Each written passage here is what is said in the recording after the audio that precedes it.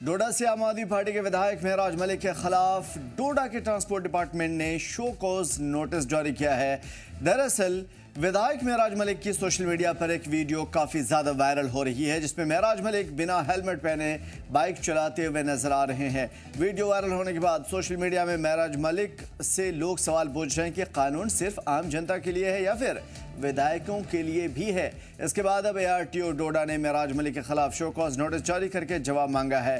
Notice में कहा गया है कि 7 जून 2025 और 18 अगस्त 2025 को मोटर व्हीकल एक्ट की खिलाफ वर्जी की गई। इसलिए महराज मलिक अगले 10 दिन के अंदर बताएं कि उनका लाइसेंस अगले 3 महीने के लिए क्यों न रद्द किया जाए।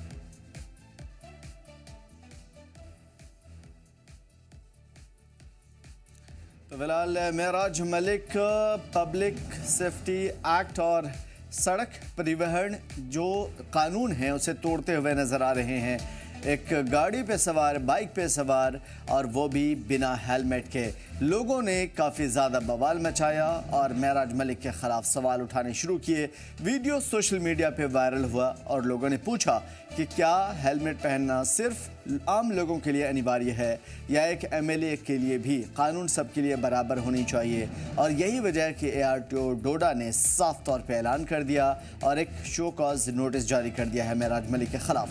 महराज मलिक से पूछा गया है कि आपका 3 महीने के लिए लाइसेंस रद्द करना चाहिए, और अगर नहीं तो इसका जवाब दीजिए कि क्यों नहीं करना चाहिए। क्योंकि आपने न सिर्फ 2 अलग अलग तारीख को रूल्स की खिलाफ वर्जी की है, बल्कि इसे न सिर्फ अपनी ज़िंदगी बल्कि दूसरों के लिए भी एक ख़तरा बनाया है। यानी कि अपनी ज़िंदगी के लिए भी ख़तरा पैदा किया है और लोगों के लिए एक गलत मिसाल पेश किया। क्योंकि अगर एक MLA हेलमेट नहीं पहनता है तो आम लोगों को यकीनन इससे सीख मिल सकती है, और अगर सेम एक MLA हेलमेट पहने हुए कानून का पालन करते हुए नज़र आता है तो लोगों को भी इससे बड़ी सीख मिलती है और वो भी इन चीज़ों से सीखते हैं, रूल्स की खिलाफ वर्जी करने से डरते हैं और समझते हैं कि हेलमेट कितना ज़्यादा ज़रूरी है एक आम आदमी के लिए। वैसे हेलमेट सिर्फ रूल्स की खिलाफ वर्जी नहीं है, बल्कि आम हालात में जो लोग बाइक चलाते हैं वो ये समझते हैं कि बाइक पे हेलमेट कितना ज़रूरी है। आम तौर पे ये मशीनरी कभी भी धोखा दे सकती है, स्लिप हो सकती है गाड़ी, कभी एक्सीडेंट हो सकता है और सड़कों पे कुछ भी हो सकता है। और ऐसे में हेलमेट आपके मस्तिष्क को, आपके ब्रेन को, आपके दिमाग को, आपके ऊपरी ढांचे को जो बहुत कमज़ोर होता है और ज़रा सी टूट फूट की वजह से आपको ज़िंदगी भर के लिए अपाहिज या मौत का शिकार कर सकता है। आपकी जान बचाने के लिए हेलमेट काफ़ी होता है।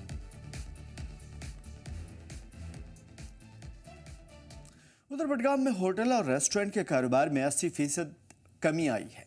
होटल मालिकान का कहना है कि दूसरों के लिए हुए गुनाह के शिकार वो बन रहे हैं। फूड सेफ्टी डिपार्टमेंट ने हाल ही में खराब मांस की माफिया का पर्दाफाश किया, जिसके बाद घाटी के कई बड़े होटल और रेस्टोरेंट कारोबार भी काफ़ी गिरावट का सामना करते नजर आए। रेस्टोरेंट मालिकान का कहना है कि वो उन नाजायज़ हरकतों के शिकार हैं जो दूसरों ने की है। उन्हें फूड सेफ्टी डिपार्टमेंट से अपील की है कि वो कारोबार को दोबारा ट्रैक पे लाने के लिए नई पहल करें और कानून में ज़रूरी बदलाव लाएं। उन्होंने कहा कि लोग इस नापाक हरकत के अंदर जो लोग इस नापाक हरकत के अंदर शामिल थे उनके खिलाफ कड़ी कार्रवाई की जाए, उन्हें सज़ा दी जाए, और उनकी जो लोग ख़ास तौर पे कानून के तहत काम कर रहे हैं उनकी तारीफ़ होनी चाहिए। उन्होंने ज़ोर दिया है कि लोगों को उन रेस्टोरेंट पर भरोसा करना होगा जो कानूनी तरीके से काम करते हैं और होटल के किचन में CCTV कैमरे लगाए जाएं ताकि साफ़ सफाई और निगरानी कायम रहे। लोगों को मैं बोलना चाहता हूं कि आपको पैनिक होने की ज़रूरत नहीं है। आप आइए, खाइए और यहाँ पर जांच कीजिए, अच्छा बन रहा है, ख़राब बन रहा है। अब लोगों पे भी डिपेंड होता है। जब लोग आते हैं, सस्ता ढूंढते हैं, मतलब जब एक इंसान को पता होता है कि 100 रुपये में चीज़ तैयार होगी, उनको 50 में मिल रहा है, उनको भी इसका सोचना चाहिए ऐसे क्यों हो रहा है, हमें सस्ता क्यों मिल रहा है। ज़्यादा से ज़्यादा यही वो उनकी डिमांड रहती है कि हम बोनलेस नहीं खाएंगे, हम मीट वाला आइटम नहीं खाएंगे। जिसका भी ये मार्केट में हुआ है, ये फ्रोज़न चिकन आ रहा था बोनलेस, ये मीट आ रहा बाहर से आ रहा, वो सेल वाला मीट जो आ रहा था, उसकी वजह से 80% काम में असर पड़ा है। क्योंकि जब एक बंदा गलती करता है तो मतलब ये एक कहावत है कि एक मछली पूरे तालाब को गंदा करती है। इसलिए जब एक बंदा गलती करता है तो उसका हर जाना, उसका मतलब नुकसान हर एक बंदे को उठाना पड़ता है। क्योंकि परसों भी यहाँ पे वो यामिन साहब आया था, डिपार्टमेंट के लोग आए थे, तो हमने यहाँ पे मतलब उनने पूरी कार्रवाई की यहाँ पे, मतलब अल्लाह की मदद से यहाँ पे सब ठीक निकला है। गुज़श्ता कुछ हफ्तों से लगातार हम देख रहे थे कि कैसे फूड सेफ्टी डिपार्टमेंट की जानिब से रेड्स मुनक्कद की गई और कई ऐसे मकामात पे जो है रोटन मीट बरामद किया गया, जब्त किया गया, और उसके बाद देखा जा रहा है कि जो वादी भर में रेस्टोरेंट्स है तो वहाँ पर सन्नाटा छाया हुआ है। इस वक्त हम एक मशहूर रेस्टोरेंट में हैं जो कि ज़िला बड़गाम में वाक़ा है। तो यहाँ पर अगर हम इस वक्त की बात करेंगे, अभी सन्नाटा छाया हुआ है क्योंकि जो ये वाक़ा पेश आया, जो रोटन मीट का मसला पूरे कश्मीर वादी में सामने हमें आया, तो उससे कहीं ना कहीं यहाँ पर जो अब रेस्टोरेंट की इंडस्ट्री है वो कहीं ना कहीं मुतासिर हो रही है। और लगातार हम देख रहे हैं कि जो रेस्टोरेंट्स में रश होता था वो अब देखने को नहीं मिल रहा है। हालांकि हमने कई रेस्टोरेंट मालिकान से बात की, उन्होंने कहा कि जो ये रेस्टोरेंट्स है ये बुक होते थे, हर वक्त यहाँ पर भीड़ होती थी, लेकिन जो ही ये मसला सामने आया, जब रोटन मीट का मसला सामने आया, तो उसके बाद यहाँ पर काफ़ी असर पड़ा है। तकरीबन 80% जो असर काम पे पड़ा है। और इन्होंने ये भी कहा है कि जो वो माफिया था जिसको एक्सपोज किया गया फूड सेफ्टी डिपार्टमेंट की जानिब से, ये उनकी खता है। हालांकि वादी कश्मीर में ऐसे रेस्टोरेंट्स हैं जो बिल्कुल साफ़ शिफाफ और फ्रेश जो फूड आइटम्स हैं वो सर्व करते हैं, तो उन पे भी काफ़ी असर पड़ा है, काफ़ी असर देखने को मिला है। तो ओवरऑल अगर हम बात करेंगे, जब से ये रोटन मीट का मसला सामने आया तब से कहीं ना कहीं हम देख रहे हैं कि जो रेस्टोरेंट्स का बिज़नेस यहाँ पर है वो ठप पड़ा है और 80% तक जो है काम गिरा हुआ है। और अब ये रेस्टोरेंट ओनर्स जो हैं ये लोगों को आश्वासन देते हैं कि वो जब रेस्टोरेंट्स में आए वो खुद भी चेक कर सकते हैं कि हम क्या खा रहे हैं, पहले चेक करें और उसके बाद ही खाए। मज़ीद यहाँ के रेस्टोरेंट ओनर्स से बात करते जाने की कोशिश करेंगे कि वो अब इस सिलसिले में क्या कुछ कहना चाहेंगे। ज़िला बड़गाम से मैं जम्मू कश्मीर लद्दाख के लिए नूरुल अमीन।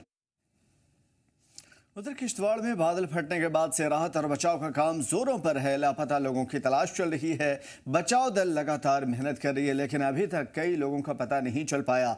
मरने वालों की तादाद बढ़कर 66 पहुंच चुकी है। सिर्फ किश्तवाड़ की बात हो रही है, जबकि 100 से ज़्यादा लोग जख्मी हैं। महकमे मौसमियात की पेशन गोई लगातार चल रही है। बारिश से हालात नाजुक बने हुए हैं। इंतजामिया ने मुकामी लोगों से अलर्ट रहने और महफूज जगहों पर जाने की अपील की है। इस हादसे ने पूरे इलाके को शौक और बेबसी में डाल दिया है, जहां हर कोई राहत में और मदद में जुटा हुआ नजर आ रहा है।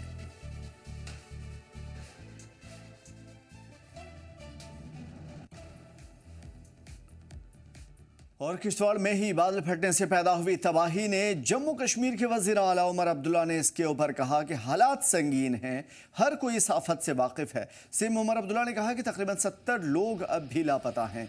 हर गुजरते दिन के साथ उन्हें जिंदा बचा पाना मुश्किल होता जा रहा है। साथ ही उमर अब्दुल्ला ने कठवा में बादल फटने से हुए हादसे पर अफसोस का इजहार भी किया है। वो तो ग्लेशियल लेक्स जो है उनके बर्स्ट, उनके जो फटने की जो खतरा, उनका जो खतरा रहता है उसको कम करने के लिए। लेकिन अभी तक जो खबरें हमें आ रही हैं, जो किश्तवाड़ में हुआ वो ग्लेशियल लेक फटने से नहीं हुआ, वो बादल फटने से हुआ है। अब इसके लिए हमें एक टीम ऑफ एक्सपर्ट्स जो है मुकर्रर करके अब हमें देखना चाहिए कि कौन से ऐसे इलाके हैं जहां सबसे ज़्यादा खतरा है। अब कुछ महीने पहले यही चीज़ रामबन में देखने को मिली। उस वक्त माली नुकसान बहुत हुआ, जानी नुकसान कम। इस बार जानी नुकसान बहुत हुआ क्योंकि ऊपर वाले का करना ये था कि वहाँ से यात्रा चल रही थी तो यहाँ से बादल फटा। लेकिन इस तरह के हालात दोबारा ना बने, या अगर बन भी जाते हैं तो नुकसान कम हो, उसके लिए हुकूमत के तरफ से क्या क्या कदम उठाए जा सकते हैं, इसके लिए अब हमें कुछ एक्सपर्ट्स मुकर्रर करके उनकी एक रिपोर्ट उनसे मांगनी होगी। कि जो लोग लापता हैं, कोई 70 के आसपास, उनको अब ज़िंदा खोज के निकालना अब लगभग नामुमकिन बन रहा है। अब इन हालात में हमारी कोशिश रहेगी कि जितने ज़्यादा लोगों के हम डेड बॉडीज़ रिट्रीव करके कम से कम उनके घर वालों को दे सकें, ताकि वो सही तरीके से उनके अंतिम संस्कार जो हैं वो कर सकें। ये हमारी कोशिश रहेगी। उसके बाद जो वहाँ पे लोकल लेवल पे हमें उनकी मदद करनी होगी, उन्होंने 3-4 चीज़ें जब मैं वहाँ पे गया था मेरे सामने रखे, उन पे हम गौर कर रहे हैं, जितना हमसे हो सकेगा हम कर लेंगे। किश्तवाड़ में हादसे के बाद सबसे ज़्यादा भयावह सूरत हाल हुई कि लोगों को बचा पाना, क्योंकि 100 से ज़्यादा लोगों की वजह मालूम नहीं हो पा रही थी, लोकेशन मालूम नहीं हो पा रहा था, ट्रैक नहीं हो पा रहा था। दरअसल ये वो लोग हैं जो मिशल माता की यात्रा के लिए उस इलाके में मौजूद थे, और जैसे ही बादल फटा, भारी तबाही हुई, ये लोग उस सैंड में, उस मिट्टी में दबते चले गए। लद्दाख की बात कर लेते हैं, जहां डिज़ास्टर मैनेजमेंट को लेकर के एक अहम मॉक ड्रिल की गई थी ताकि इस तरह के हालात हों तो फौरी तौर पर इस पर काबू पाया जा सके। लेकिन डिप्टी कमिश्नर कॉन्फ्रेंस हॉल में इस टेबल टॉक और एक्सरसाइज और मॉक ड्रिल का इनेकाद किया गया था, और इसमें ज़लज़ले यानी कि अर्थक्वेक, बादल फटने, क्लाउड बस्ट और ग्लेशियर झील विस्फोट जैसे कुदरती आफतों से निपटने की तैयारी का जायजा लिया गया। अहम बैठक की सदारत चीफ सेक्रेटरी ने की थी, जबकि NDMA के कौंसलर और कंसल्टेंट मेजर जनरल सुधीर बहल रिटायर्ड ने इसकी निगरानी की थी। इस मौके पर सेक्रेटरी लद्दाख, चेयरमैन DDMLA और कई आला अफसरान यहाँ पे शामिल रहे। मुलाकात में जानकारी दी गई आने वाले वक्त में मॉक एक्सरसाइज मुनक़िद की गई थी ताकि कुदरती आफात के वक्त सभी मुतल्लिक़ा एजेंसियों की तैयारियाँ और रिस्पॉन्स मैकेनिज़्म को परखा जा सके। अफसरान को इस बात के लिए बेदार किया गया कि इमरजेंसी हालात में किस तरह तेज़, असरदार और तालमेल से भरा रिस्पॉन्स देना है। साथ ही इमरजेंसी के वक्त राहत और बचाव के तौर तरीक़ों के ऊपर चर्चा भी की गई। आज यहाँ लेह डिस्ट्रिक्ट और करगिल डिस्ट्रिक्ट दोनों ही डिस्ट्रिक्ट में लद्दाख के टेबल टॉप एक्सरसाइज का एक आयोजन किया जा रहा है, जिसमें NDMA के member lieutenant general Syed Hasnain साहब, हमारे CS सर पवन कोतवाल जी, हमारे चीफ ऑफ आर्मी जो यहाँ GOC हैं 14 कोर के कमांडर वो, उसके अलावा मेजर जनरल रिटायर्ड श्री बहल जी, उसके अलावा हमारी सेक्रेटरी जो डिज़ास्टर मैनेजमेंट है, उसके अलावा हमारे जितना भी डिस्ट्रिक्ट एडमिनिस्ट्रेशन का और जितनी भी हमारी पुलिस एडमिनिस्ट्रेशन, सब ने यहाँ पार्ट लिया इस टेबल टॉप एक्सरसाइज में। जैसा कि आप सब लोगों को पता है कि रिसेंटली इसी मंथ और इसी वीक हम लोगों ने काफ़ी ग्लोव का जैसे कि फ्लैश फ्लड्स का या और भी चीज़ें डिज़ास्टर जिसमें कि ग्लोव भी आता है, अर्थक्वेक भी आता है, उन सब चीज़ों का प्रोन है हमारा लेह और करगिल दोनों ही डिस्ट्रिक्ट। नाजरीन, आप सभी देख रहे हैं जी मीडिया जैन की लद्दाख। जिस तरह लद्दाख में अभी मौसम जो है चेंजेस करवटें ले रही हैं, तो उसको लेकर जो नेशनल डिज़ास्टर मैनेजमेंट अथॉरिटी की तरफ से जो है एक कंडक्ट की गई UT level table top exercise conduct की गई ऑन अर्थक्वेक, और जो कि कंसल्टेंट है MENIRS NDMA major general Sudhir Bal retired, जो उनके क़यादात में, साथ ही साथ यहाँ पर under the chairmanship of chief secretary UT Ladakh भी मौजूद थे और अदर सेक्रेटरी भी, और यूटी लद्दाख के अलग अलग कंसर्न ऑफिशियल्स भी मौजूद थे। तो डिज़ास्टर मैनेजमेंट को लेकर यहाँ पर भरपूर डिस्कशन हुई और अपने जो रिस्पॉन्सिबिलिटी है अलग अलग डिपार्टमेंट्स, अलग अलग ऑफिसर्स को अपनी जो है वहाँ पर बताई गई। और साथ ही साथ आपको बताते चलूँ कल और परसों जो है मॉक ड्रिल भी, इसको लेकर जो है मॉक ड्रिल भी यहाँ पर डिज़ास्टर मैनेजमेंट को लेकर, यहाँ पर जिस तरह आपातकालीन में किस तरह से काम किया जाएगा उसको लेकर भी यहाँ पर एक मॉक ड्रिल भी किया जाएगा। तो बने रहिए मीडिया जन की लद्दाख के साथ मैजिक में ले से। उधर बीजेपी नेता और डडेसरा DDC मेंबर अवतार सिंह ने नेशनल कॉन्फ्रेंस के सिग्नेचर कैंपेन पर सख्त रद्द-ए-अमल का इजहार किया है। उन्होंने इसे जम्मू कश्मीर के अवाम को गुमराह करने की कोशिश करार दिया है। अवतार सिंह ने कहा है कि इस तरह के कैंपेन का कोई मतलब नहीं है, ये सिर्फ सियासी स्टंट है। भाई साहब, बिजली, पानी, फ्री गैस, एम्प्लॉयमेंट के जो वादे आपने लोगों से किए थे, जो हमारे नौजवान लोगों ने खुले दिल से आके एक बारी फिर आपके ऊपर विश्वास किया, उसके लिए आप सिग्नेचर कैंपेन क्यों नहीं करते? आपको गैस फ्री देने के लिए जो 12 सिलेंडर आपने किए थे, वो फ्री देने में कौन सी सरकार, कौन से LG साहब आपको रुका रहे हैं?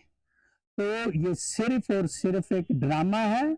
अपने इस टाइम को कंज्यूम करने के लिए, लोगों के जो इनके ऊपर नजर है उस ध्यान को हटाने के लिए, ये कभी सिग्नेचर कैंपेन, कभी सुप्रीम कोर्ट की बात और कभी दिल्ली दरबार में बात, ये सारे इनके मुखौटे हैं। इन्होंने उधर गांधरबल के सहपुरा में 14 साल की लड़की के कत्ल के मामले में उसकी बड़ी बहन को गिरफ्तार किया गया है।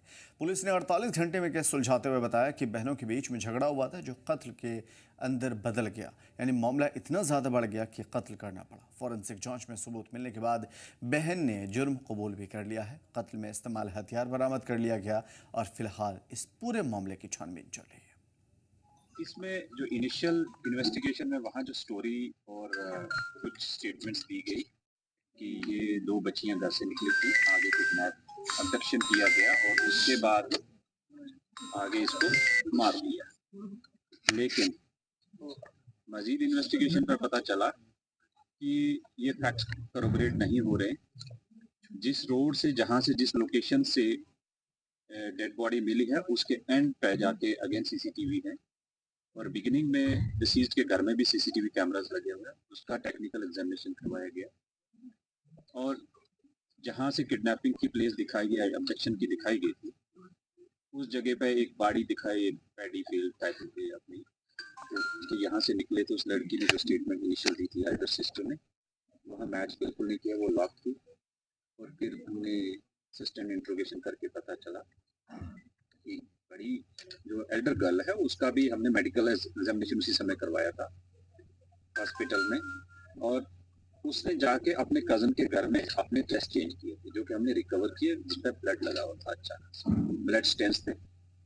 और उसके बारे में जब पूछताछ किया गया और डिसीज्ड के, इंटरेस्टिंगली डिसीज्ड के हाथों में भी प्लक्ड हेयर्स थे और वो उसकी एल्डर सिस्टर के हेयर थे, जो कि अब फॉरेंसिक्स एक्सपर्ट्स ने पिकअप किए हैं और वो एग्जामिनेशन के बाद डिटेल रिपोर्ट आ जाएगी। और Jammu and Kashmir Jhelum electrical contractors association यानी कि AJKJECA ने श्रीनगर प्रेस क्लब में प्रेस कॉन्फ्रेंस की सरकारी कामकाज का कॉन्ट्रैक्ट उठाने वाली एक प्राइवेट कंपनी पर मुकामी मजदूरों को परेशान करने का इल्ज़ाम लगाया, महीनों की तनख्वाह ना देने का इल्ज़ाम लगाया। एसोसिएशन ने कहा कि मजदूरों और सब कॉन्ट्रैक्टर्स को माली और जहनी परेशानियों का सामना करना पड़ रहा है। उन्होंने पेमेंट डिलेड करने यानी कि पेमेंट में देरी करने की बात कही, पेमेंट ना देने की बात कही और उन्होंने एक नारा भी दिया, payment delayed is payment denied, यानी कि पेमेंट में ताख़िर करना, लेट करना पेमेंट ना देने जैसा है। और JKPDCL और PDCL से मांग की कि कंपनी को ब्लैकलिस्ट किया जाए और बकाया पेमेंट फ्रीज की जाए। उन्होंने वार्निंग दी है कि अगर मांगे नहीं मानी गई तो बड़े पैमाने पर एहतजाज होगा, कानूनी कार्रवाई की जाएगी। हमने उनके साथ काम किया मगर अफसोस की बात है हमने तो शहर को बहुत ही खूबसूरत बनाया। वो बिजली की तरसीलें लाइनें जो लटकती रहती थी, मौत एक शहरी के ऊपर सवार हो रहा था कि मतलब लाइनें इस तरह होती थी, हमने उसको संभाला। मगर काम करने के बाद विजय इलेक्ट्रिकल सोमाजीगुड़ा हैदराबाद ने हमारा पैसा दबा के रखा। 7 साल से हम उनको बोल रहे हैं पैसा दे दो, पैसा दे दो। बहुत सारे कॉन्ट्रैक्टर्स हैं जिनको पैसा नहीं मिला। इसीलिए आज हमने सोचा कि हम आपके सामने, आप दोस्तों के सामने, भाइयों के सामने हम गुजारिश करेंगे कि हमारे मामले में आप वकील बनकर हमारे ऊपर कोई ऐसा ये कर दें कि हमें पैसा रिलीज़ हो जाए। ये बिल्कुल जी, ये प्रोजेक्ट था इलेक्ट्रिफिकेशन, जो कि नए पोल्स लगाने थे, इलेक्ट्रिकल पोल्स लगाने थे, केबल्स लगानी थी, तारें चढ़ानी थी, ट्रांसफार्मर्स लगाने थे, रिसीविंग स्टेशंस बनाने थे। ये वही काम हमने किया है, PDCL का काम किया है। और मेरी गुजारिश है आपके वसातत से चीफ इंजीनियर और जो MD साहब हैं उनसे गुजारिश करता हूं कि अगर विजय इलेक्ट्रिकल्स सोमाजीगुड़ा हैदराबाद को कोई भी पेमेंट आपको करनी है, आप फौरी तौर उस पर रोक लगाएं। आप हमारे साथ पहले बात करें कि किस किस कॉन्ट्रैक्टर, सब कॉन्ट्रैक्टर को कितना पैसा इनको देना है, पहले वो हमारे अकाउंट में आना चाहिए। उधर श्रीनगर में आज असिस्टेंट लेबर कमिश्नर एनी वैद ने एक प्रेस कॉन्फ्रेंस को खिताब किया। स्मॉल बिजनेस डेवलपमेंट यूनिट यानी SBDO और बिजनेस हेल्प डेस्क यानी BHDs के तहत मुख्तलिफ कॉन्ट्रैक्चुअल ओहदों के लिए एप्लीकेशन के बारे में जानकारी दी। उन्होंने बताया कि इन पहलों का मकसद है नौजवानों को रोज़गार के ज़राए खुद मुख्तार बनाना और छोटे कारोबारी को मजबूती देना। उम्मीदवार इन पदों के लिए तय वक्त के अंदर ऑनलाइन अप्लाई कर सकते हैं। सो district administration Reasi under mission युवा, उसके तहत कुछ कॉन्ट्रैक्चुअल रोल्स के लिए रिक्रूटमेंट की जा रही है। रिक्रूटमेंट में हम SBDU और BHD यानी small business development unit and business help desk, इनके अंदर रिक्रूटमेंट कर रहे हैं कॉन्ट्रैक्चुअल रोल्स के लिए। रिक्रूटमेंट जो है वो उसकी जो एलिजिबिलिटी है इस तरीके से है कि 25 से लेकर 45 तक जो हैं एज के लोग अप्लाई कर सकते हैं। उसमें मिनिमम जो ग्रेजुएशन 60% रहता है एलिजिबिलिटी क्राइटेरिया, वर्क एक्सपीरियंस होना ज़रूरी है, और जो कॉमर्स की स्ट्रीम्स रहती हैं, finance, management, economics, CA, chartered accountants वगैरह, ये इन पोस्ट के लिए अप्लाई कर सकते हैं। और उधर बडगाम में ट्रैफिक नियमों की खिलाफ वर्जी करने वालों पर अब सख्त कार्रवाई होगी। जी हाँ, ज़िले के ARTO आरिफ शाह की अगुवाई में मोटर व्हीकल डिपार्टमेंट की जानिब से मोटर वाहन महकमे ने ट्रैफिक नियम तोड़ने वालों के खिलाफ मुहिम तेज़ कर दी है। मीडिया से बातचीत में ARTO ने कहा कि सड़क हादसों की रोकथाम और लोगों को ट्रैफिक कानून के तय बेदार करने के लिए मुहिम शुरू की गई है, जो कि बहुत ज़रूरी भी है। और उन्हें साफ लफ्ज़ों में कहा कि ट्रैफिक कानून का पालन करना हर नागरिक की जिम्मेदारी है और उन्हें हर हाल में मानना होगा ताकि कीमती ज़िंदगी बचाई जा सके। और उन्हें वार्निंग दी है कि कानून तोड़ने वालों के खिलाफ हर कीमत पर कार्रवाई की जाएगी। इसका जुर्माना भी हम करते हैं, बट हमारा यही मुद्दा नहीं है कि हम खाली जुर्माना करें। इट इज़ वेरी इंपॉर्टेंट जब हम सड़क पे उनको जुर्माना भी करें और साथ साथ में अवेयरनेस भी दे दें ताकि लोग उनको एक अच्छी सी मैसेज पहुंचे कि हमें आगे स्कूटर या बाइक या गाड़ी कैसे चलानी है। अभी तक ऐसा नहीं हुआ जिसमें लोगों ने रिटेलेट किया, सभी ने हमें अप्रिशिएट भी किया और कोऑपरेट भी किया। और उधर शोपियां ज़िले अस्पताल में इलाज के लिए आने वाले मरीजों और उनके तीमारदारों का बारिश और ठंड में भीगते हुए टिकट लेना पड़ रहा है। जी हाँ, बारिश और लगातार हो रही बारिश के बीच में भीगते हुए टिकट लेने की वजह कई सारी हैं। भारी बारिश के बीच में खुले आसमान के नीचे खड़े मरीजों की तस्वीरों ने हेल्थ सिस्टम की पोल खोल करके रख दी है। मुकामी लोगों का इल्ज़ाम है कि उन्होंने कई बार अस्पताल इंतजामिया से टिकट काउंटर के लिए शेल्टर की मांग की थी, लेकिन अब तक कोई कार्रवाई नहीं हुई। एक बुजुर्ग तीमारदार ने नाराज़गी जताई, कहा किससे फ़र्क पड़ता है, हम बारिश में भीगते हैं और अफसरान आराम से दफ्तरों में बैठे रहते हैं। सबसे ज़्यादा परेशानी बुजुर्गों, ख़वातीन और बच्चों को है, जिन्हें घंटों तक भीगते हुए लाइन में खड़े रहना पड़ता है। लोगों का कहना है कि अस्पताल मैनेजमेंट ने उनकी शिकायतों की लगातार अनदेखी की है। मुकामी लोग और मरीजों ने हेल्थ महकमे से फौरी मुदाखलत की मांग की है। अपील किया है कि अस्पताल में एक बेहतर वेदर रेजिस्टेंट टिकटिंग सिस्टम जल्द से जल्द कायम किया जाए। डिस्ट्रिक्ट हॉस्पिटल का जहाँ पे बोर्ड लगा, क्या इसमें डिस्ट्रिक्ट हॉस्पिटल शोपियां की जो बेसिक फैसिलिटियाँ होती हैं, क्या वो फैसिलिटी यहाँ पे अवेलेबल है? यहाँ पे एक टिकट काउंटर है, आप टिकट काउंटर पे यहाँ पे टिकट जो भी पेशेंट है तो वहाँ से यहाँ पे टिकट लेता है पहले। लेकिन आप देखिए कि 2-4 दिनों से काफ़ी बारिश आ रही है, आपको पता है ये पहाड़ी डिस्ट्रिक्ट है, यहाँ पे बर्फ़ भी आता है ज़्यादा। आप देखिए धूप भी होता है और बारिश भी होती है, लेकिन टिकट काउंटर पे आप देखिए कि कितना रश है। और इस बारिश में ये कहाँ पे देखो नंगे निहत्ते पेशेंट्स यहाँ पे टिकट ले रहे हैं, यहाँ पे कोई फैसिलिटी नहीं है इनके पास।